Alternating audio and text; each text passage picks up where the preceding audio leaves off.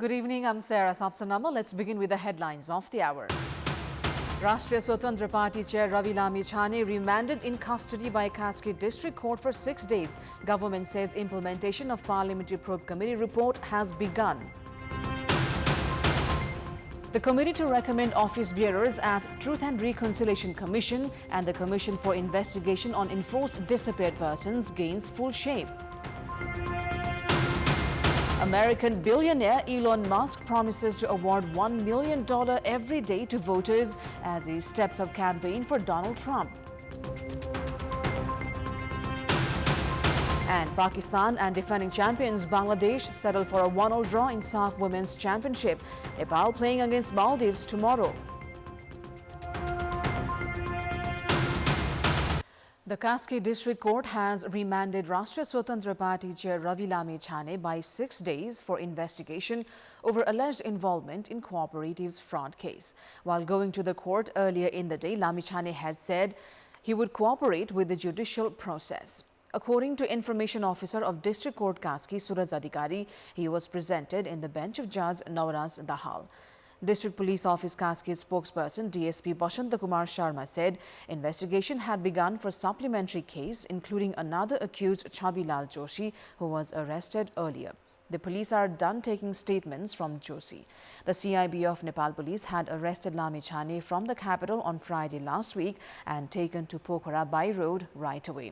Earlier today, the District Administration Office Kaski had imposed prohibitory orders around Shahid Chowk and Gaira Patan to avoid untoward activities. Chief District Officer Bharat Mani Pandey had issued the prohibitory orders to avoid protests, rallies or scuffles. The order came into effect from 11:45 a.m. and will stay until further notice. RSP leaders and cadres have been staging protests in Pokhara since yesterday. The police had used water cannons and tear gas to disperse the protesters today.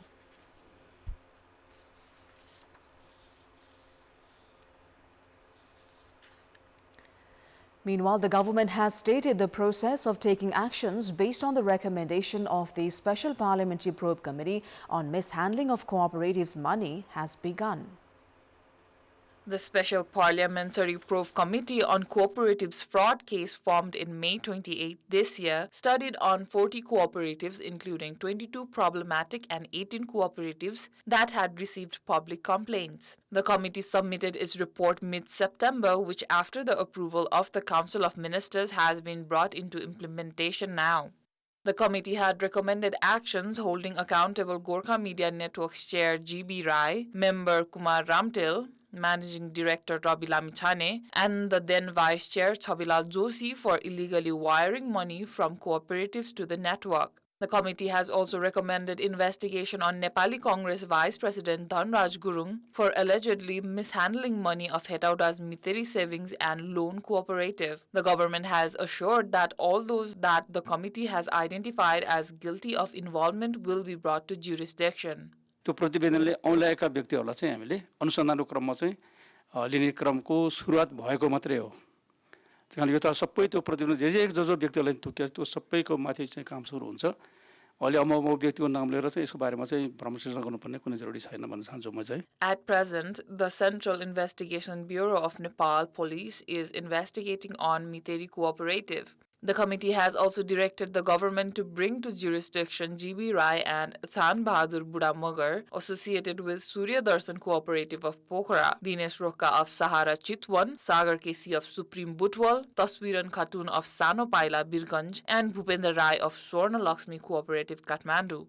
यो सहकारी ठगी प्रकरणमा रवि लामिछानेसँग त भयो तर प्रतिवेदनमा अन्य व्यक्तिहरू पनि हुन्छन् हैन त्यस सम्बन्धमा चाहिँ के हुन्छ उनीहरुको पक्राउको अथवा कारबाहीको प्रक्रिया चाहिँ सबै हुन्छ अगाडि बढ्छ 40 cooperatives, including 22 problematic and 18 others, have a total of 71,300 million in depositors' money. However, they also have a total liability of 87,890 million rupees. Now, the committee to recommend chairpersons and members for the two commissions that will work in supporting transitional justice process has gained full shape. The committee has begun works to recommend office bearers for the Truth and Reconciliation Commission and the Commission on Enforced Disappeared Persons. Last Friday's meeting of the Council of Ministers had reformed the search committee under coordination of former Chief Justice Om Prakash Mishra. With the addition of member Manoj Duwari by National Human Rights Commission, the committee has gained full shape. The committee also held its first meeting in Ministry of Law, Justice and Parliamentary Affairs, dwelling on the committee's planned work. It will soon hold an interaction program with the victims. The committee was formed by previous government, however, it failed to gain a full shape, as NHRC had said it would not recommend members to the committee until laws were amended. The search committee now has 2 months to recommend chairpersons and members to Truth and Reconciliation Commission and the Commission on Enforced Disappeared Persons. The other members of the search committee are former Attorney General Khamma Bahadur Khati, Dr. Arjun Kumar Karki and Stella Tamang. Time now for a short break. More news coming up. Welcome back. In our Public Voice segment, today we've asked in several provinces what should be done to stop migration from rural to urban areas. Let's take a look at what they had to say.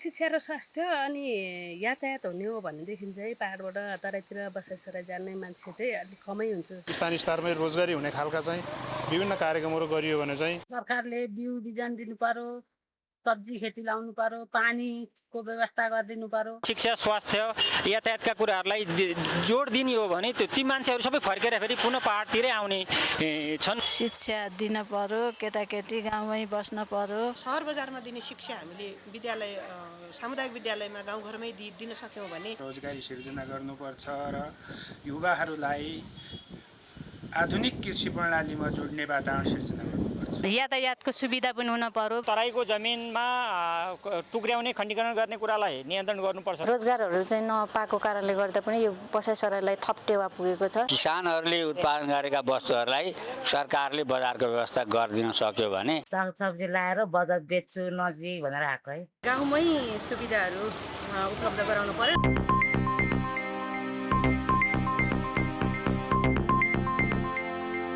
It is now time for our segment Public Pulse, where you text us with your opinion. Public Pulse.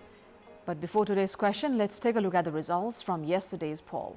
Yesterday, we'd asked you what's your take on the dispute between CTE, VT and Medical Education Commission regarding nursing education program. 19% voted for option A, result of clash, 69% for B, political interest, and 12% for C, lack of monitoring. And here's today's question: why has the government's commitment to stop forest encroachment in the Churi region not been implemented? Your options are A, weak action plans, B, lack of coordination, and C, political manipulation. The voting is on. Type NEWS, select your option A, B or C and send it to 34001 to share your opinion with us. Time now for international update.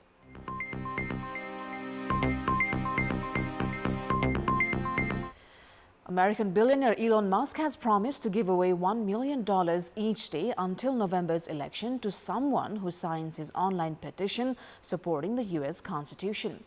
He wasted no time awarding $1 million check to an attendee of his event in Pennsylvania aimed at rallying supporters behind Republican Donald Trump. The winner was a man named John Dreher, according to event staff. Musk started America PAC, a political action organization he founded in support of Trump's presidential campaign. The group is helping mobilize and register voters in battleground states, but there are signs it is having trouble meeting its goals. The petition Musk is asking people to sign reads: the First and Second Amendments guarantee freedom of speech and the right to bear arms. By signing below, I am pledging my support for the First and Second Amendments.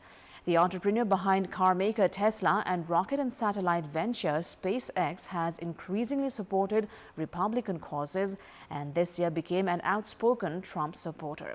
Trump, in turn, has said if he is elected, he would appoint Musk to head a government efficiency commission. Sports news.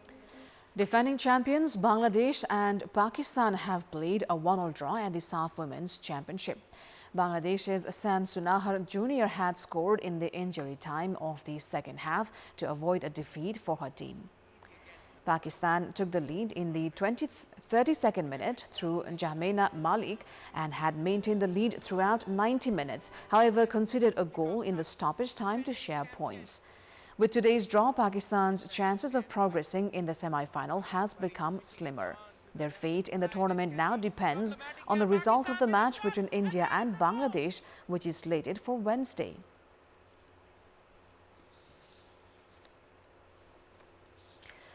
Hosts Nepal are playing against Maldives tomorrow in SAF Women's Championship, looking for their first win in the tournament. Win is a must for Nepal in remaining matches, having played draw in the first match against Bhutan. All teams in Group B have equal chances of progressing into the next round.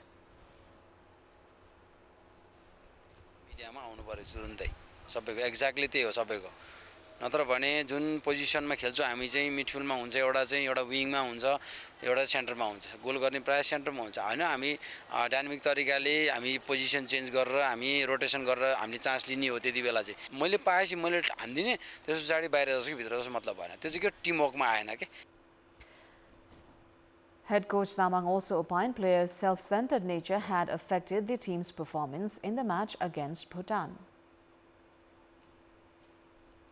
अब त हामी जित्ने नि result के expect गर्छौ भन्ने त कुरै हुँदैन अब हामीले जितेन भने अब आउट हुन्छ ग्रुपबाट अब हामीले त जित्ने नै हो हामी मालदिप्सलाई जित्नु पर्छ श्रीलङ्कालाई जित्नु पर्छ Nepal star forward Sabitra Bhandari will arrive Nepal for tomorrow's match. Hira Bhujel and Deepa Sai will miss the remainder of the tournament due to injuries in the match against Bhutan. However, Samba's return is expected to boost the team's performance. Maldives had lost their first match 1-0 to Sri Lanka. So far in SAF Women's Championship, Nepal has never lost to Maldives. Nepal has been victorious in all 3 previous encounters with them. That is all for the moment. Thank you for watching. Good night.